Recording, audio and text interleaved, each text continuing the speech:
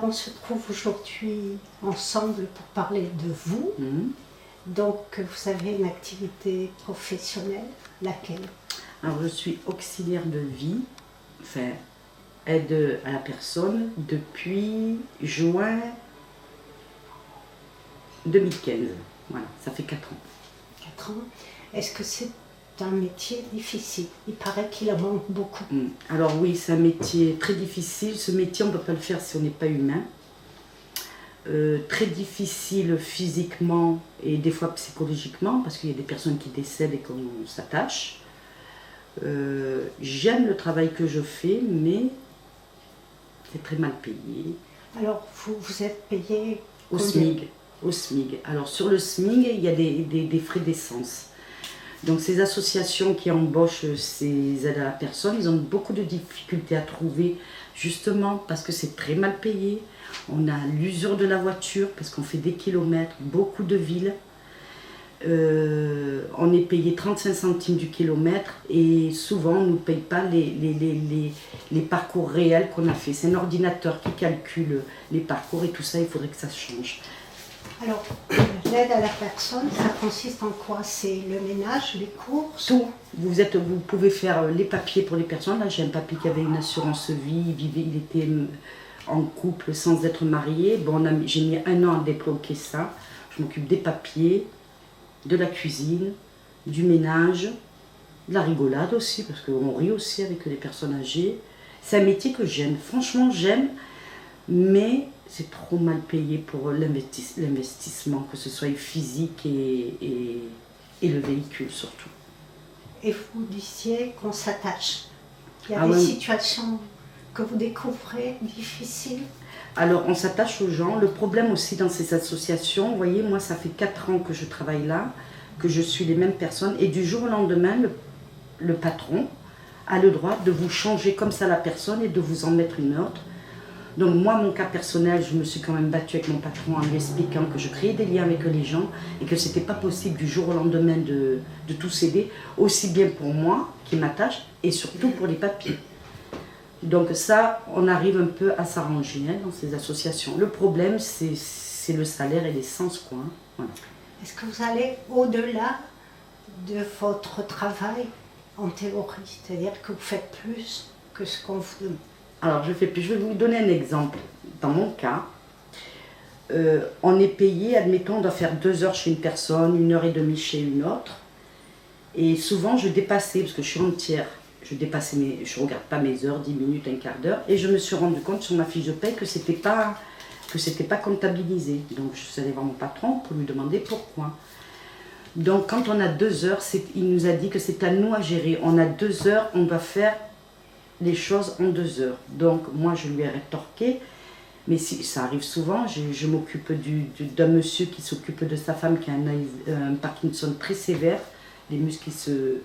Et souvent avant de partir, une fois que j'ai fait à manger, que j'ai fait la vaisselle, il y a des aléas, il faut que je l'aide à la mettre sur le fauteuil. Donc j'ai dit à mon patron, alors donc si mon bénéficiaire me demande de l'aider et que l'heure est passée, je laisse choir à la personne. Donc on est pris dans un étau, parce que si on est humaine, on laisse pas choir et on fait ça gracieusement, et j'en fais des choses gracieusement.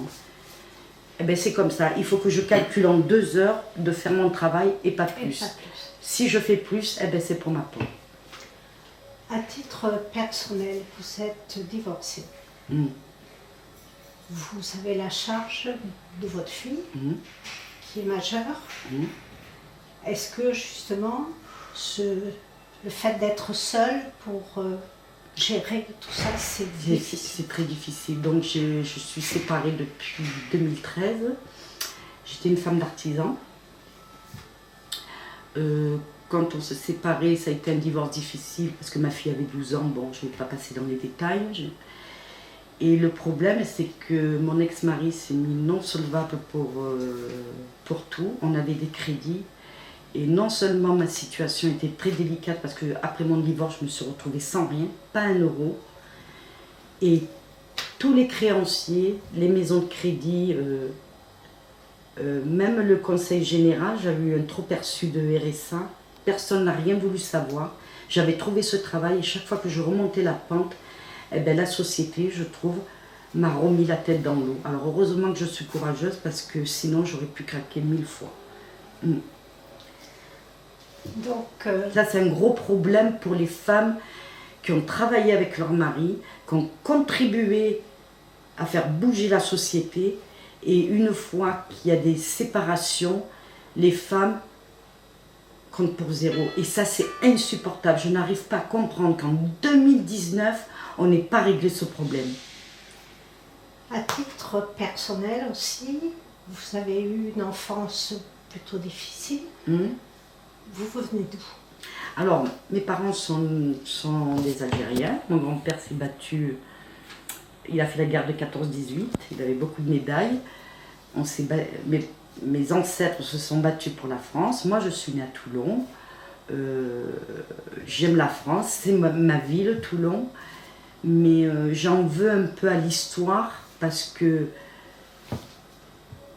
nos parents qui se sont battus pour la France, nous les enfants, ils sont arrivés en France, ils ne parlaient pas le français, donc pour les études, ils n'ont pas pu nous aider.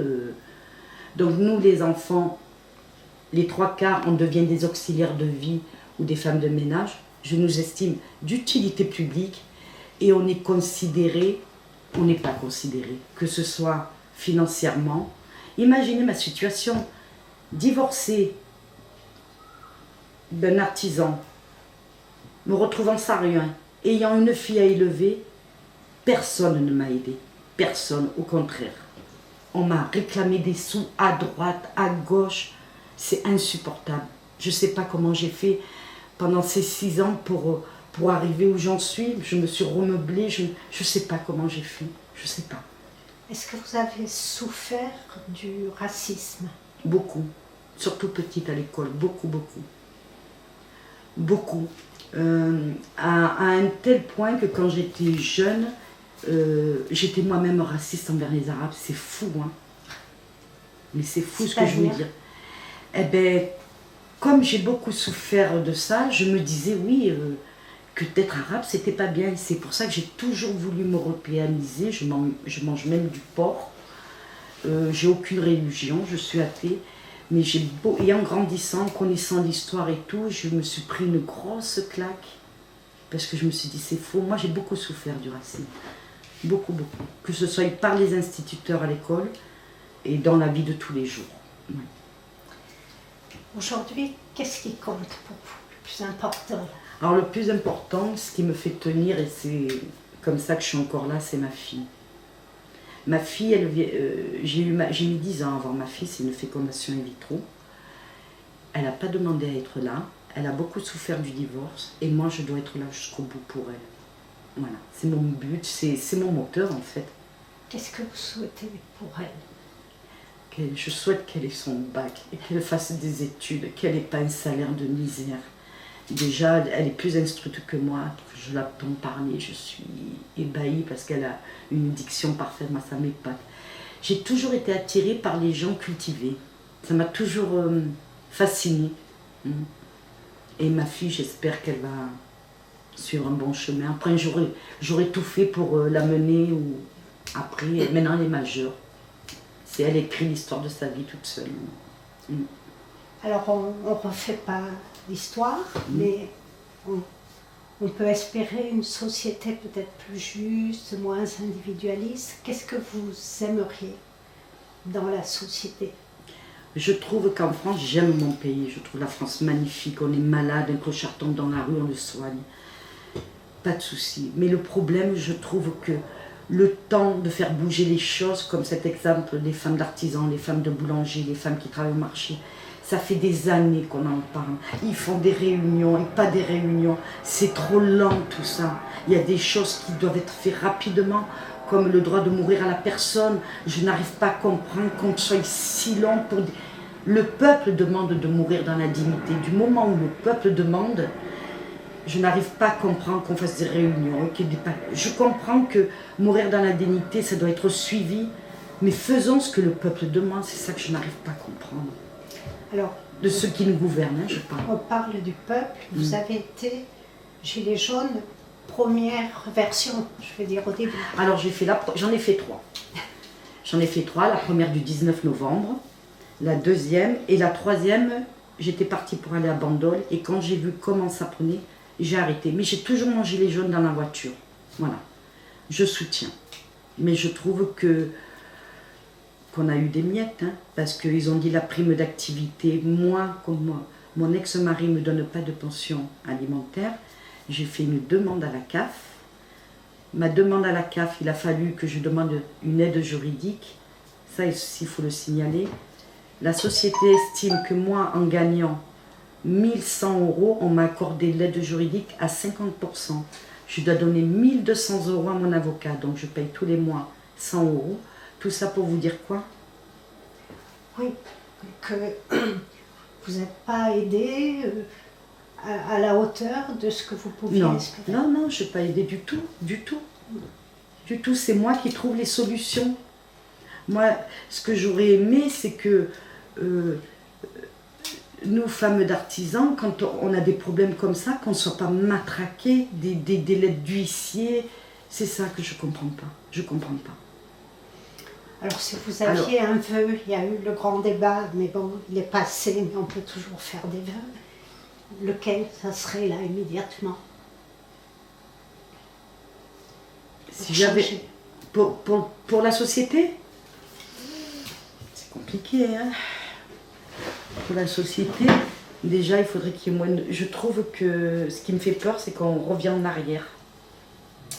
On voit des choses qu'on voyait dans les livres d'histoire, et là, c'est du réel, et ça fait peur. Ça fait peur parce que si l'histoire se recommence, et je n'arrive pas à comprendre l'humain, en sachant ce qui s'est passé, le comportement des gens, je n'arrive pas à comprendre. On va tous mourir, on ne peut pas vivre en paix tous ensemble. On va tous mourir. Je n'arrive pas à comprendre. Voilà. Et je trouve qu'on régresse, qu'on attise la haine. Je trouve qu'il y a que les journalistes sont quand même contrôlés par le gouvernement. Ils ne sont pas libres de... Je ne pense pas qu'ils reflètent vraiment, je ne dis pas tous, mais j'écoute beaucoup des émissions, mais je pense qu'un journaliste, il doit rester à sa place et pas prendre de parti pris. Et je trouve qu'il y a quelques journalistes qui prennent de parti pris et ça me... Okay. Non. Et c'est pas pour ça que je vais aller les taper ni les rejeter dans les manifs. Attention, on peut discuter, on est en démocratie. Vous n'êtes pas pour la violence? Non, ça amène à rien. J'aurais dû 1000 fois être violente avec mon histoire. Ouais. Depuis ma séparation, les problèmes que j'ai eus, 1000 fois. C'est une leçon. Hein? C'est une leçon que vous donnez aux violents. Ça ne sert à rien, on n'avance pas. Dans la haine, il n'y a rien. Dans le dialogue, j'avais entendu une phrase d'une psychologue pour les enfants, de ne pas crier dessus si tu lui chuchotes un truc à l'oreille. Vous voyez, et ce truc, ça m'est resté. Merci.